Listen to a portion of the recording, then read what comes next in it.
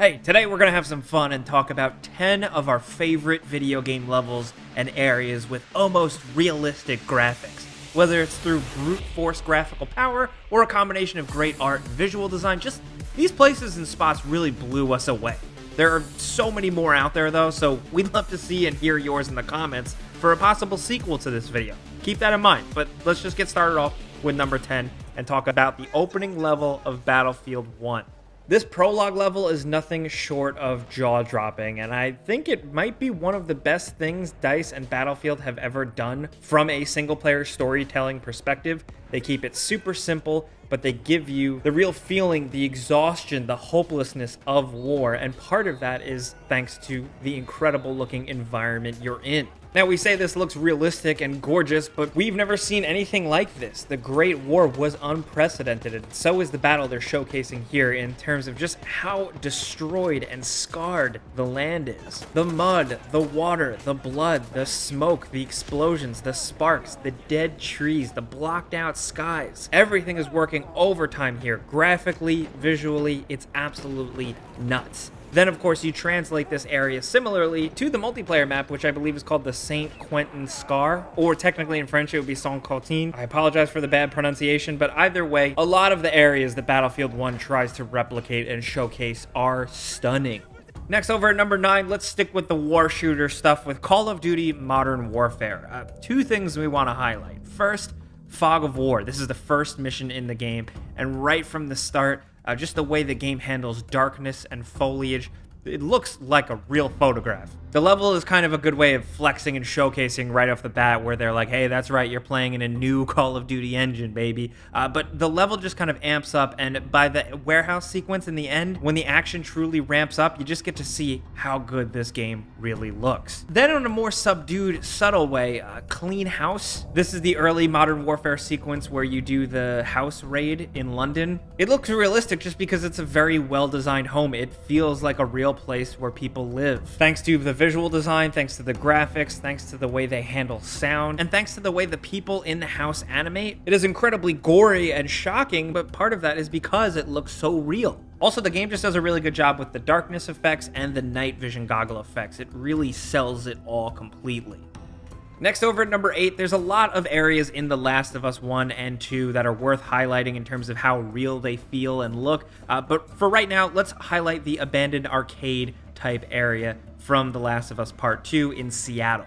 This spot is actually reminiscent of a lot of the areas you encounter in the first game, just lived in areas like with a bar, with a stool, foosball tables, then the arcade area, which is riddled with arcade machines, air hockey tables. The level of detail is really fun to just stop and slowly walk around and check out and appreciate. From dirty stuff on the counters to the actual graphical design of all the logos on the arcade machines and the skee ball machines and stuff like that, coupled with the rain and the lighting effects coming from outside. I would say the abandoned arcade and really the whole area you explore on your boat, that whole sequence, all of that is stunning and comes off very real.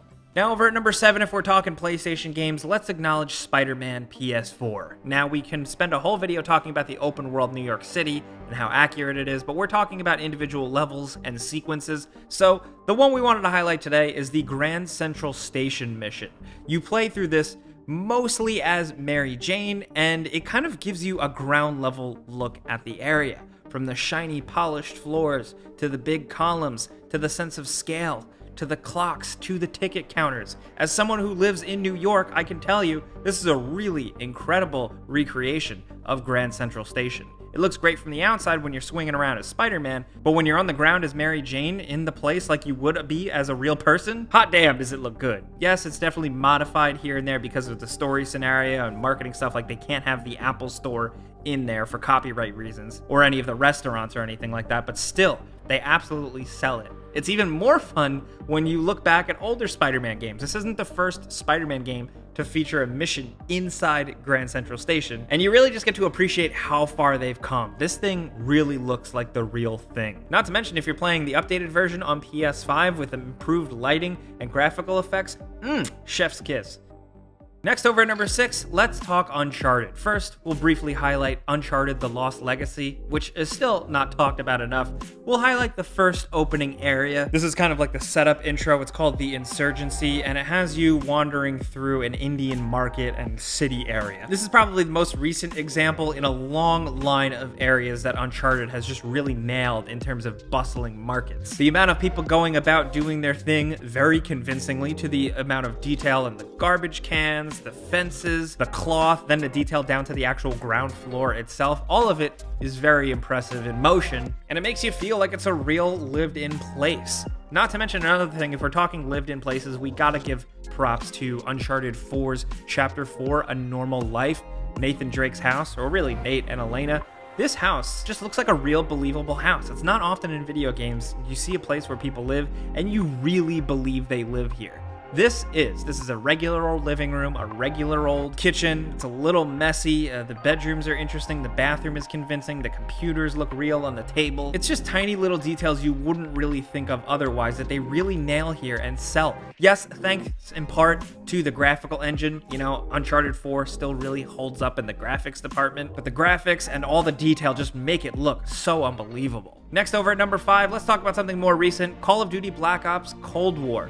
Desperate Measures. This is the KGB mission. This is a pretty massive mission where you go in essentially infiltrating the KGB headquarters, and the building, from the lobby to the hallways, everything, it just is convincing. It feels like a real place, down to the polished floors, the garbage cans, the ashtrays, the glass and the windows and the doors. It's just really well designed, and thanks to the pretty damn good graphics, it just looks awesome. But it's not really until things get dark where you really see just like how graphically insane this area looks. When you get down through the security gates and down into the basement and down by the furnaces, that's where this game looks really stunning and real. Thanks to the flames from the furnaces gently lighting the place, you see all these steam pipes, cobwebs, and just tons of details you would see in a big, gross industrial basement. I know we're just highlighting a basement, like it sounds really insignificant, but we're appreciating realistic graphics and design here, and this is definitely it.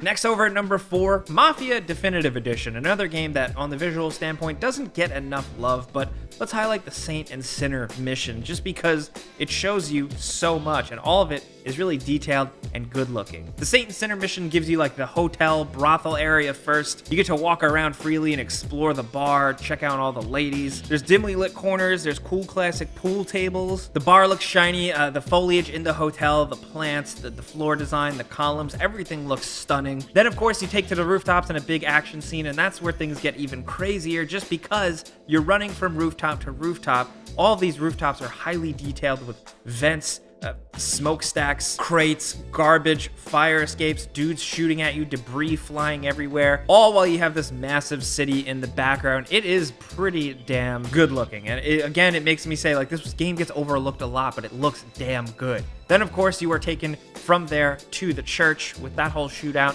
and the church looks great too. The stained glass windows, the shine on the floors, the quality of the wood, all of it. The Saint and Sinner mission in Mafia Definitive Edition is really just a good showcase of how realistic this game can look.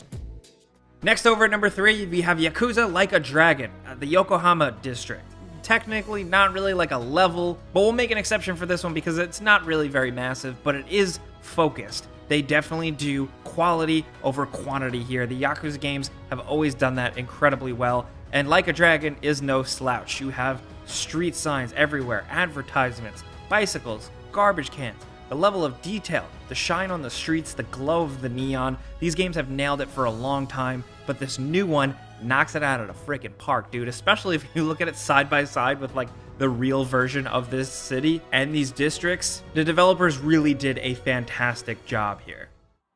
Coming down to number 2, though, if we're talking Asian cities, we have to mention Hitman 3's Chongqing level. This is a small chunk of a Chinese city, just a few blocks, and you're doing your Hitman thing, but it is nothing short of downright jaw-dropping. I think, personally, it is the best-looking level in the game, probably one of the best-looking Hitman levels ever, thanks to all the rain effects, the neon, the details of the streets, the alleyways, the construction scaffolding, the civilians milling about doing their thing, the dark, dank, gross interiors. This area is firing on all cylinders, and you believe this is a real place. When you walk down those streets, when you see people walking around, you can see this being a real thing, especially if you're playing on PC with all the settings cranked up. Hitman 3 is really an impressive game when it's running on 11, but regardless of where you play it, it's gorgeous and realistic. We also got an honorable mention, of course, Death in the Family, the England level. The manor you are in is incredibly detailed, down to the panes of glass, the marble floors, the detailed libraries, the smoky lounge areas. Everything is absolutely mind-blowing. But of course, at number 1, we have Red Dead Redemption 2. Again, this isn't an open world video, so we want to highlight a specific area, and we think one of the best showcases of the game's realistic graphics is Main Street Saint-Denis. This street is nothing short of jaw-dropping, whether you play it bright in the sunlight of the day or late at night by lamplight. This main stretch of the area shows you the best the game has to offer. An incredibly meticulously detailed turn-of-the-century city with streetcars, horses, people everywhere, balconies, businesses, real interiors, dusty streets, animals, creatures. It really is truly a sight to behold in motion. Yes, the whole game is, of course, but the raw focus on the specific area and the set of missions really blew us away and stuck with us. It looks so real. Yes, we weren't alive when this game took place, but when you look at this and you look at photographs from history, you'd believe it. That's number 1, but I do want to highlight one more bonus game. Resident Evil 2 Remake. The Raccoon City streets in the opening of the game are stunning. The way the fire projects on the streets, the detail of the alleyways, it actually lives up to the level of detail and quality of those pre-rendered backgrounds from the old Resident Evil 2, but makes it feel convincingly so much like a real place. The level area sequence only lasts like a couple minutes, but it is a visual feast. But that's the point, guys. We're talking about 10 game levels and specific areas with realistic graphics and visuals. Like we said, most importantly, this list could go on forever, so we want to hear your suggestions in the comments. Is there an area or a specific level in a game recently that just blew you away, tricked you? Maybe you thought it was real if you didn't know it was a game? Be sure to share your thoughts with us down in the comments. If you enjoyed this video, consider clicking the like button so we can make more like this. We would really appreciate that. And if you're new, consider subscribing, hitting that notification bell, because we put out videos every single day. But as always, thanks for watching, and we'll see you guys next time.